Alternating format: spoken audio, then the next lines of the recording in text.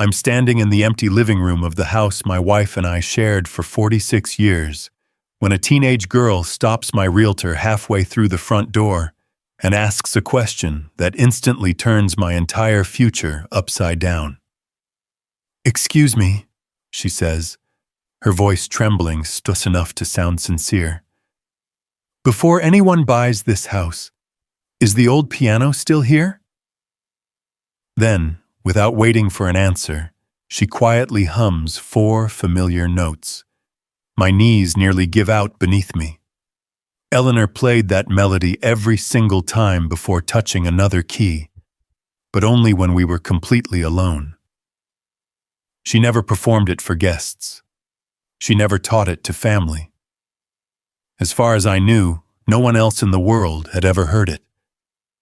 So how could a frightened girl I had never seen before know the one song my late wife carried only inside these walls?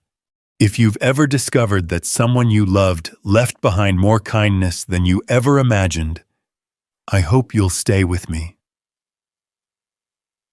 The realtor, Claire Benson, gave the girl the polite smile professionals reserve for unexpected interruptions. "I'm sorry," she said. "The showing has already started." I surprised both of them when I stepped forward. "It's all right," I said quietly. "Let her come in." The girl couldn't have been older than 16. She carried a worn backpack against her chest, like it held something precious. She looked at me with nervous blue eyes that seemed caught between hope and guilt. "I'm Lily," she whispered. "I know this is strange." "It certainly is." She nodded. "I only wanted to see the piano once more. Not play it, not buy it, just see it." That answer unsettled me more than anything else. Claire leaned close enough that only I could hear. "Mr. Hayes, teenagers hear stories online all the time. Somebody probably told her your wife liked music." Maybe she was right. After 32 years maintaining Army helicopters, I'd learned that extraordinary failures usually had ordinary explanations. Loose bolts, overlooked inspections, worn bearings. I trusted evidence more than emotion. Still, there was no ordinary explanation for those 4 notes. I led Lily through the hallway toward the den, where Eleanor's upright Baldwin piano still stood exactly where she'd insisted it remained for decades. Dust floated through the afternoon sunlight, but the instrument itself looked almost untouched.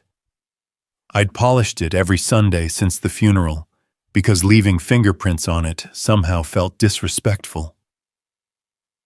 Lily stopped several feet away. She didn't rush forward. She didn't cry. She simply smiled with quiet relief, as though she'd finally confirmed an old friend was safe. "It's still here," she breathed. Her hand lifted slightly, but never touched the polished wood. "You can," I told her. She slowly rested her fingertips on the corner of the piano. Then she frowned. "Mrs. Hayes always polished this key first." She pointed directly to the middle E every Sunday. Without fail, Eleanor had rubbed that exact key with a soft cloth before sitting down to play. Not because it needed cleaning. Just because when I once asked why, she'd smiled and said, "Every song deserves one moment of kindness before it begins." I had never repeated those words to another soul. Claire looked at me. I looked back at Lily. Neither of us spoke. Finally, Lily glanced beneath the keyboard, hesitated, then knelt beside the piano. "What are you looking for?" I asked. Her fingers traced the underside of the wooden frame until they stopped at a tiny carved marking almost invisible beneath decades of varnish. She looked up at me with genuine confusion. "It's still here," she whispered. "What is?" She swallowed. The initials Mrs. Hayes told me no one would ever notice, unless one day they needed to. I stared at the tiny carved initials for several long seconds before finally kneeling beside Lily. They were so small I could have spent another 20 years dusting that piano without ever noticing them. 2 letters carefully scratched into the underside of the wooden frame. E.H. Eleanor Hayes. My wife did this? I asked. Lily nodded without taking her eyes off the initials. She said they weren't there to hide ownership. She said they were there to remind someone that every instrument carries the fingerprints of the people who loved it. Claire folded her arms. Mr. Hayes, she said gently, none of this changes the closing next Friday. She wasn't being cruel. She was reminding me of reality. The house had already passed inspection. Boxes filled nearly every room upstairs. I'd signed most of the paperwork because I honestly believed leaving this place was the only way to stop living inside memories. Now I wasn't so sure. Lily, I said, how did you know Eleanor? The girl's shoulders stiffened. I took lessons. I frowned. No, you didn't. She looked confused. I did. My wife stopped teaching before we were married. Not publicly. The room fell silent. Claire glanced toward me as if waiting for me to correct the teenager. Instead, I asked the only question that mattered. How long? Almost 6 years, 6 years. Every Tuesday after school, according to Lily. Every Thursday during summer. Every Christmas Eve afternoon. I searched every corner of my memory and found nothing. Eleanor always told me Tuesday afternoons were for grocery shopping or volunteer work at the church. During the summers, she often claimed she was helping organize charity events. Had I really accepted those explanations for years without asking another question? Maybe grief wasn't the only thing making me realize how much I had taken for granted. What did she teach besides piano? I asked. Lily smiled. Mostly courage. That answer sounded exactly like Eleanor. My wife believed music wasn't about perfect notes. She believed every difficult measure deserved another attempt because people deserved another chance. Lily slowly opened her backpack. I brought something. She carefully removed several pages of worn sheet music, protected inside a clear plastic folder. Across the top, in Eleanor's unmistakable handwriting, were 4 simple words. For Lily, keep playing. My throat tightened. I recognized the handwriting immediately. Even after 46 years together, Eleanor still wrote every capital F with a tiny curl at the bottom. No one could have copied it that perfectly. Claire stepped closer.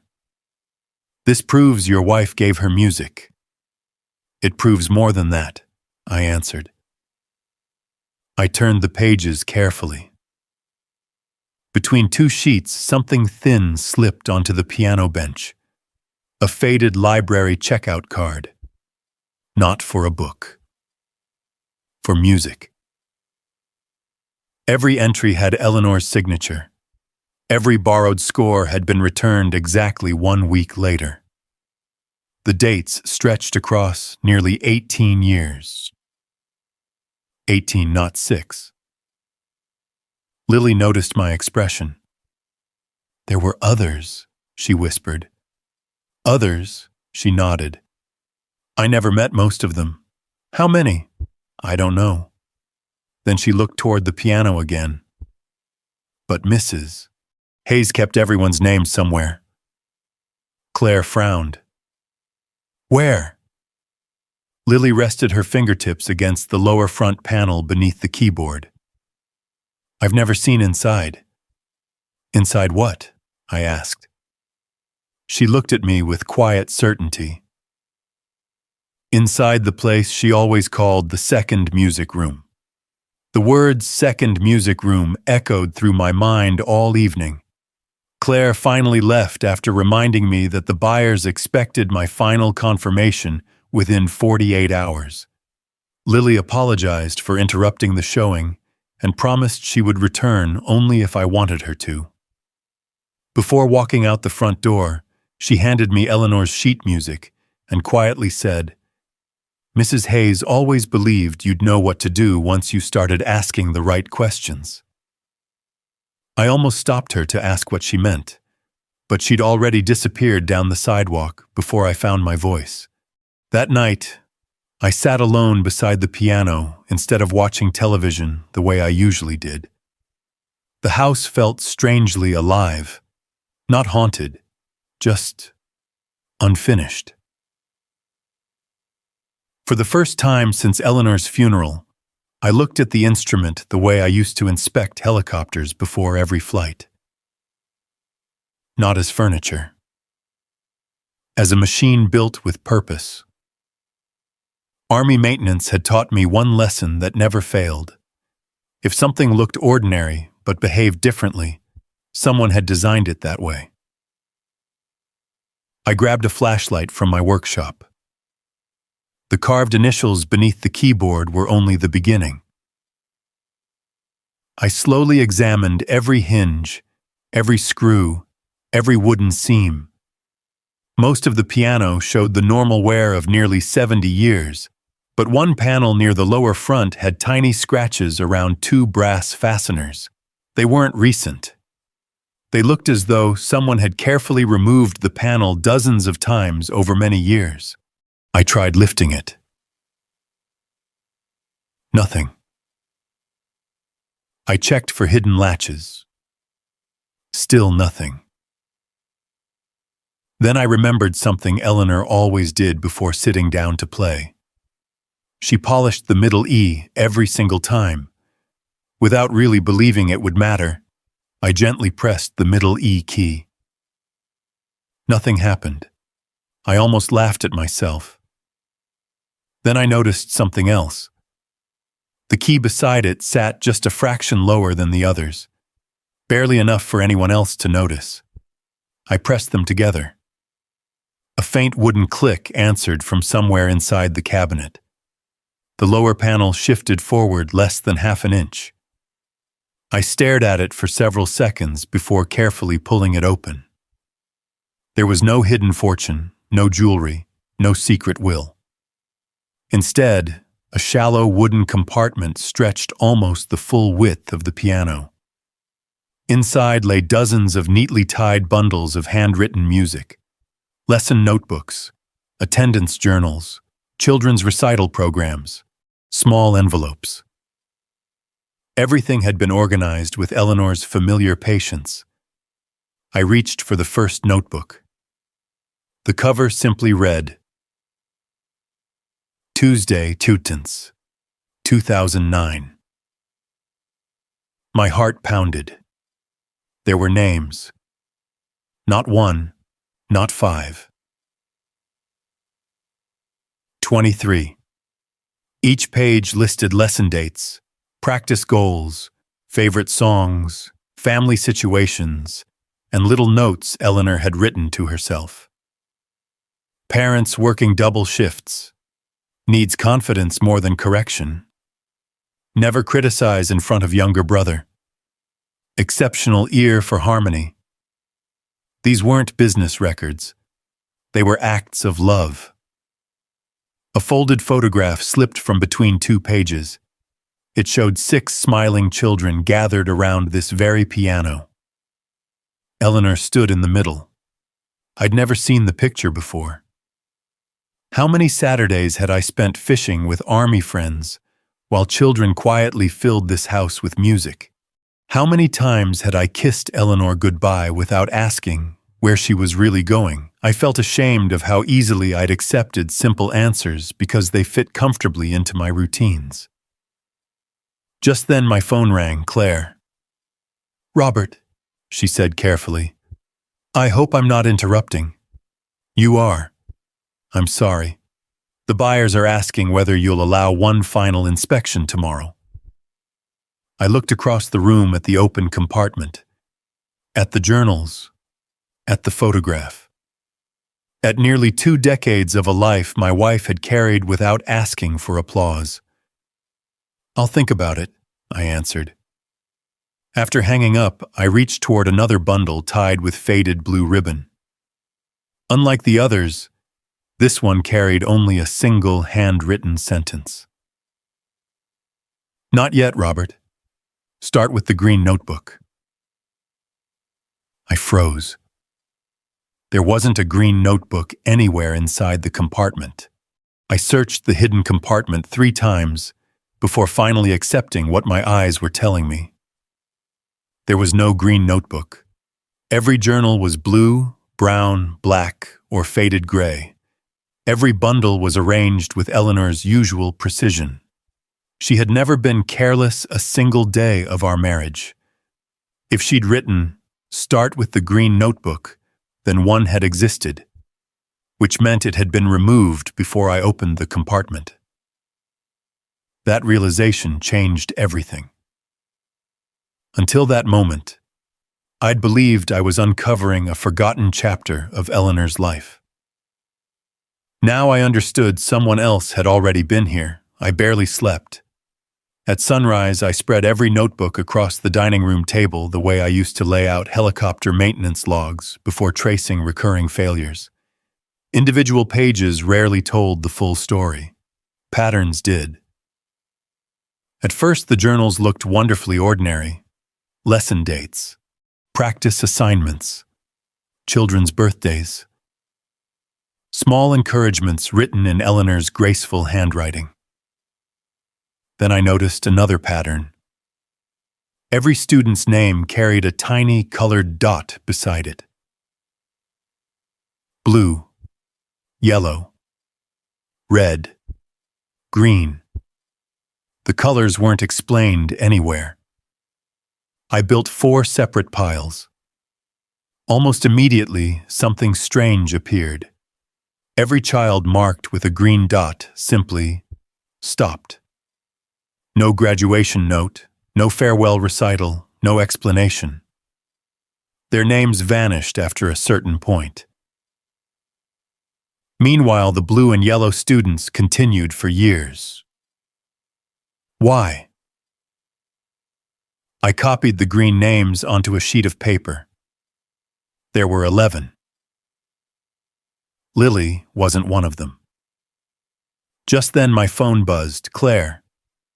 The buyers would like to stop by this afternoon, she said. I'm not ready. They've already delayed once. I know. There was a pause before her voice softened. Robert, are you sure this isn't grief talking? A week ago, I might have agreed. Today, I wasn't certain of anything except one fact. My wife had kept 18 years of secret lesson records inside our piano. I need another day. You may not have another day. After we hung up, the front doorbell rang. Lily stood outside holding a small cardboard box. I found something in my attic. Inside lay recital programs, Christmas concert flyers, handwritten scales, and faded photographs. One picture immediately caught my attention. It showed Eleanor seated at the piano with 8 smiling children. Behind them hung a handmade banner. Hayes Music Room. I stared at the words. There wasn't a music room, I said. There was, Lily answered. I've lived in this house for 46 years. She smiled gently. No, there was a music room whenever Mrs. Hayes was teaching. I looked again. The photograph had clearly been taken inside my own living room. The same curtains, the same fireplace, the same piano, only the furniture had been rearranged. How many Tuesday afternoons had I been volunteering at the Veterans Center, while Eleanor quietly transformed this room into something entirely different. I turned the picture over. Written on the back were 7 words. Every child deserves one safe place to grow. My chest tightened. That sentence sounded even more like Eleanor than the music itself. Lily reached into the box once more. I almost forgot. She handed me a folded envelope. The paper had yellowed with age. Across the front, Eleanor had written only one name, Claire Benson. I looked up in surprise. My realtor? Lily nodded. Mrs. Hayes told me if anyone ever tried to sell the house, Claire needed to read that letter. I stared at the envelope, suddenly remembering something I'd ignored for years. Claire hadn't become our realtor by chance. She and Eleanor had known each other long before Eleanor ever became sick, and for the first time since this mystery began, the question was no longer what Eleanor had been hiding. It was why Claire had never told me she already knew. I didn't open the envelope immediately. Army life had taught me that evidence deserved context before conclusions. Instead, I called Claire and asked her to come to the house that evening. She arrived carrying another folder of closing documents, expecting another discussion about inspection dates.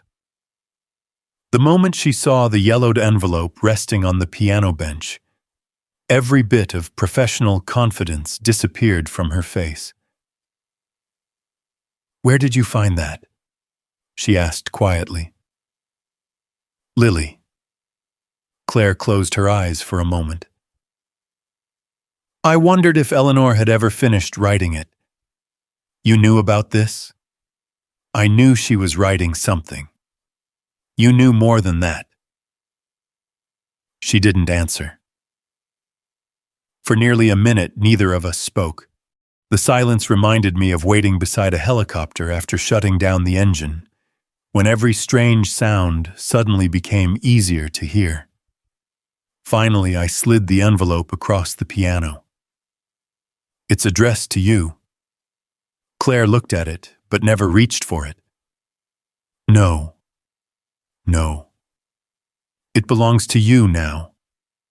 Eleanor wrote your name." "I know." "Then why won't you open it?"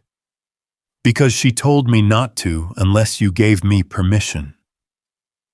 That sounded exactly like Eleanor. Even after she was gone, she had somehow managed to place kindness ahead of convenience. I nodded. "Open it." Claire carefully unfolded the letter. Before she reached the second paragraph, tears filled her eyes. "What did she say?" I asked. Claire looked up. "She thanked me." "For what?" "For promising never to pressure you into selling this house until I believed you were truly ready." I stared at her. "You've been encouraging me to sell for months, because I believed you were ready. And now?" She looked around the room. "The man sitting in front of me isn't trying to escape his grief anymore." She handed me the letter. Most of it wasn't about real estate at all. Eleanor wrote that homes weren't sacred because of walls. They became sacred because people inside them felt safe enough to become who they were meant to be. Then came one sentence that stole my breath. "If Robert ever discovers the piano before the house is sold, please tell him he hasn't reached the ending I was preparing him for." Preparing me? For what? I read the rest twice. Nothing explained those words. Claire wiped her eyes. "There was one thing Eleanor asked me to keep until you found the journals." She walked to her briefcase and removed a flat leather portfolio. I almost convinced myself it wasn't important. Inside lay property sketches, handwritten renovation ideas, and several receipts from nearly 15 years earlier. One receipt immediately caught my attention. Custom interior shelving, installed inside existing upright piano. The date matched the year Eleanor supposedly stopped giving private lessons. I looked back toward the hidden compartment. It had never been part of the original instrument. Eleanor had commissioned it, years in advance. Underneath the receipts rested a folded blueprint of our living room. Across the bottom, Eleanor had written another note. Music room capacity, 12 students. Not 8, not 6. 12. This had never been an occasional hobby. She had planned every detail. I suddenly understood why the room in Lily's photographs looked different from the one I remembered. The furniture hadn't simply been moved. It had been arranged according to Eleanor's own blueprint. Then my eyes caught something neither Claire nor I had noticed before. In the lower right corner of the drawing, Eleanor had sketched a small green notebook beside the piano. An arrow pointed toward it. Beneath the sketch, she had written 5 simple words. Everything begins with this book. The notebook hadn't been forgotten. It had been intentionally separated from everything else, and whoever possessed it held the final piece of Eleanor's unfinished legacy. The blueprint stayed open on the dining room table long after Claire left. I traced Eleanor's handwritten note with the tip of my finger until I nearly knew every curve of every letter by heart. Everything begins with this book. Not ended. Began. Whatever Eleanor wanted me to understand had never been about looking backward. It was supposed to move forward. I spent the next morning reading every journal from the hidden compartment in chronological order. Somewhere around the 7th notebook, I found another pattern. Whenever a student finished several years of lessons, Eleanor never wrote completed. She always wrote, ready. Ready for what? Some students disappeared after that word. Others continued helping younger children. A few names carried small stars beside them. Lily had 3 stars. Then I found the attendance journal from 3 years before Eleanor died. Halfway through the pages, one line had been carefully crossed out. Not erased, crossed out. The student name underneath remained perfectly readable. Claire Benson. I leaned back in my chair. Claire had been one of Eleanor's students, not as a child, as an adult. That explained everything. The patience, the tears, the promise. She hadn't simply respected Eleanor. She loved her as a teacher. My phone rang before I had time to process the discovery. It was Lily. I think I know where the green notebook is. Within 30 minutes, she arrived carrying an old metal recipe tin. My grandmother gave me this after hearing Mrs. Hayes passed away, she explained. I never opened it because she told me to wait until someone asked about a green notebook. Inside rested dozens of handwritten recipe cards. Apple pie, chicken soup, Christmas cookies.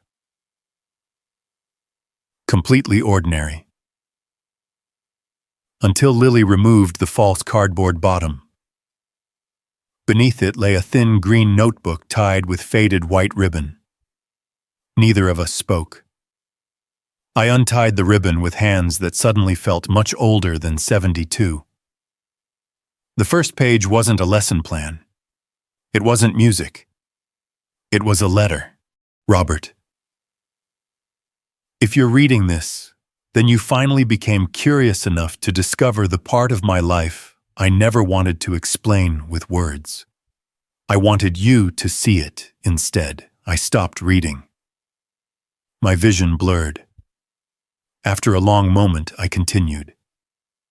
You spent your army career protecting people you would never meet again. I spent mine teaching children who believed no one noticed them. We served differently, but we served the same purpose. Every page afterward contained something unexpected. Not names. Dreams. Each student had written what they hoped to become one day. Teacher, mechanic, doctor, soldier, nurse, composer, parent.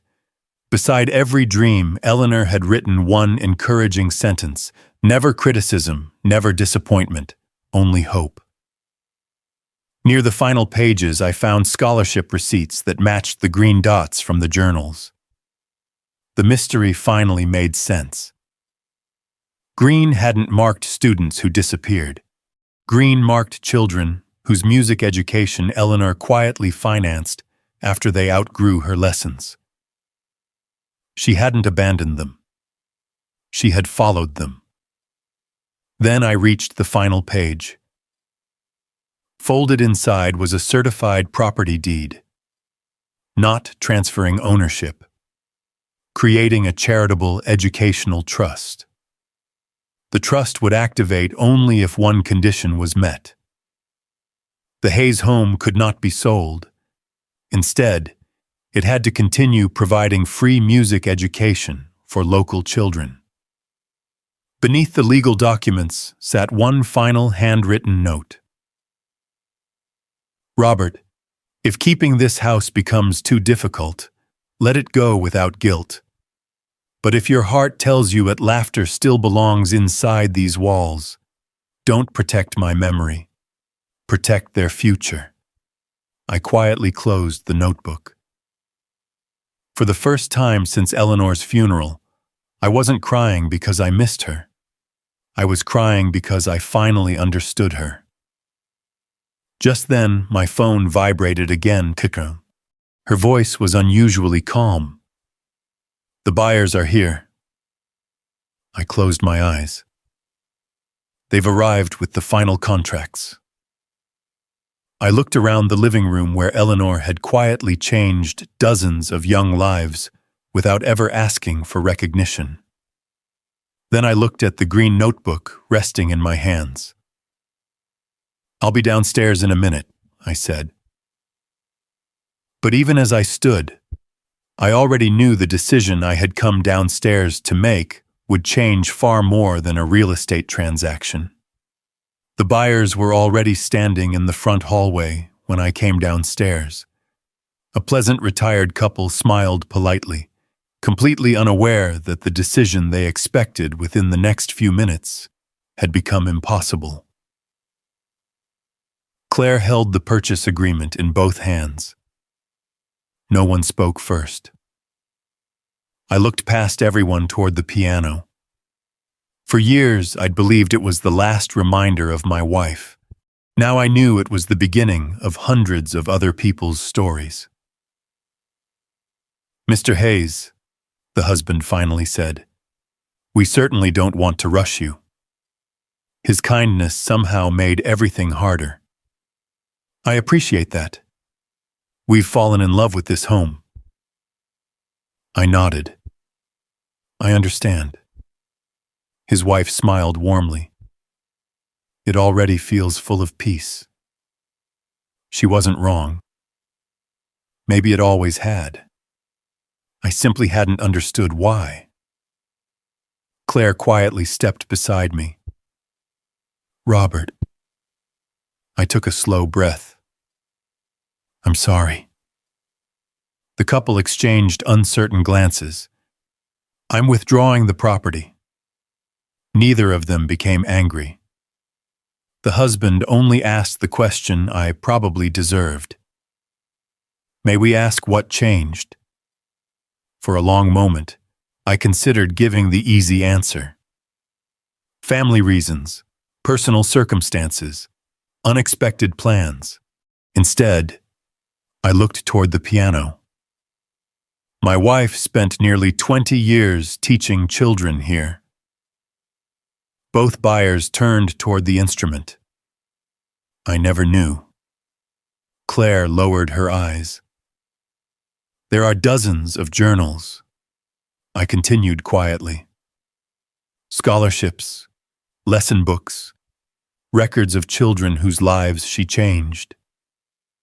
The wife smiled through gathering tears. She sounds like an extraordinary woman. She was. Then I surprised even myself. And I spent far too many years thinking I understood everything about her. The husband slowly extended his hand. You don't owe us an apology. I shook it gratefully. You've given us something better than a house today. After they left, silence settled over the living room once again. Only this time it no longer felt empty. Lily arrived an hour later carrying 2 folding music stands. I wasn't sure if you'd still want these. I smiled. I think we'll need more than 2. Over the next several weeks, something remarkable happened. Claire volunteered to manage the educational trust Eleanor had created. Former students began hearing about the journals. They came back. Some drove across the state. Others flew home for the first time in years. Each carried a story I'd never heard. One young firefighter said Eleanor had convinced him he wasn't stupid after every teacher at school told him he would never succeed. A pediatric nurse explained that free piano lessons had been the only stable part of her childhood while her mother battled addiction. A high school music director quietly admitted he had almost quit college until Eleanor mailed him $50 and a handwritten note saying, "The world already has enough people who give up." Every story revealed another piece of the woman I thought I knew. Then one Saturday morning, Lily unlocked the front door before sunrise. Children began arriving. 5, then 9, then 12.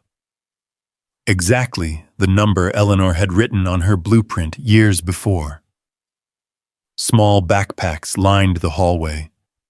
Tiny shoes gathered beside the front rug. The living room filled with nervous laughter. I stood beside the piano, unable to say a word. Lily placed Eleanor's old lesson notebook into my hands. "You should begin." "I don't know how." She smiled. Neither did she. I opened the notebook to the very first page.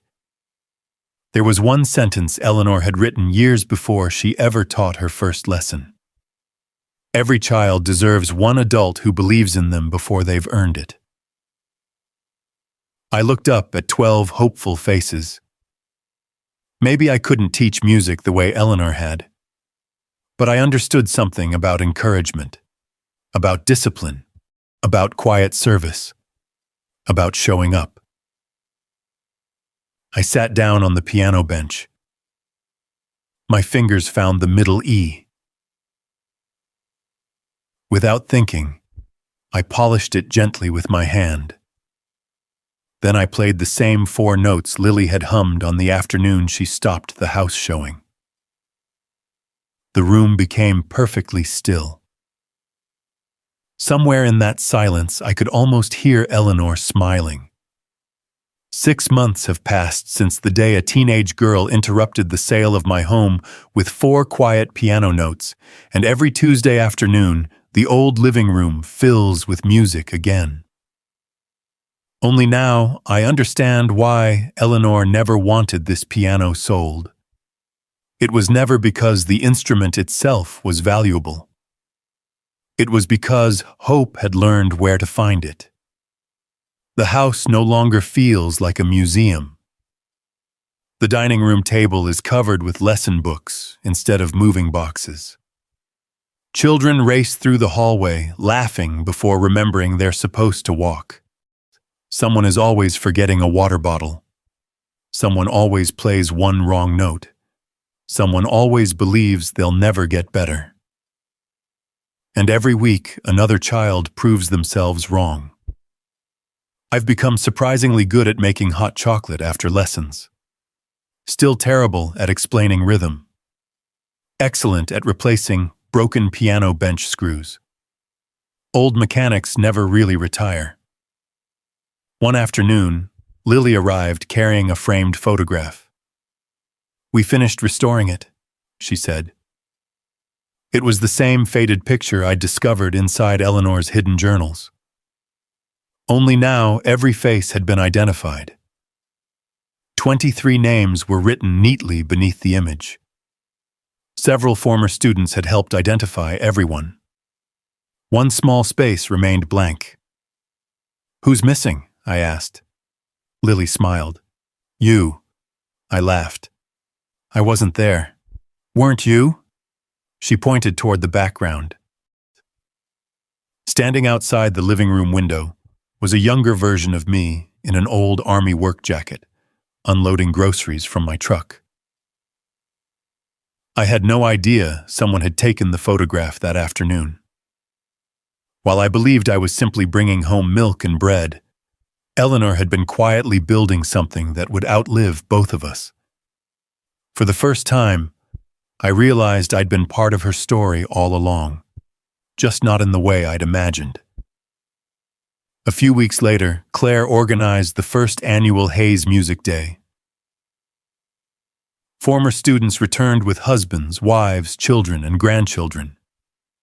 The living room became too small. Neighbors brought folding chairs. The backyard filled with families. One by one, former students shared memories. Some remembered difficult songs. Others remembered difficult childhoods. Nearly all remembered the same sentence. "Mrs. Hayes believed in me before anyone else did." Late that afternoon, a young mother approached carrying a little boy no older than 6. "He wants to start lessons," she said shyly. I knelt beside him. "Do you already know how to play?" He shook his head. "I'm scared." I smiled because I'd heard those exact words dozens of times over the past months. So was everyone else. He looked toward the piano. "What if I mess up?" I gently placed his small hand on the middle E. "Then we'll try again tomorrow." Behind me, Lily quietly polished the key first, exactly the way Eleanor always had. The little boy pressed one uncertain note, then another. Soon the room filled with patient encouragement instead of perfect music. I looked toward Eleanor's portrait resting above the piano. For years, I'd believed love was measured by everything two people shared openly. Now I knew something even greater. Sometimes the deepest love quietly prepares a future you won't understand until you're strong enough to carry it. That evening, after everyone had gone home, I locked the front door and sat alone beside the piano one last time. The house was peaceful, not lonely. Peaceful. I reached beneath the keyboard and touched the tiny carved initials Eleanor had hidden decades earlier. Then I smiled. The Byers had lost a house. Our town had gained a home. And I finally understood the promise my wife had been keeping all those years. She never asked me not to sell the old piano because she wanted me to preserve the past. She asked because she trusted that when the right child finally came looking for it, I would choose to protect the future. If this story reminded you that the quiet kindness of one ordinary person can echo through generations, thank you for spending these moments with me. Wherever you are, I hope someone believed in you before you thought you deserved it.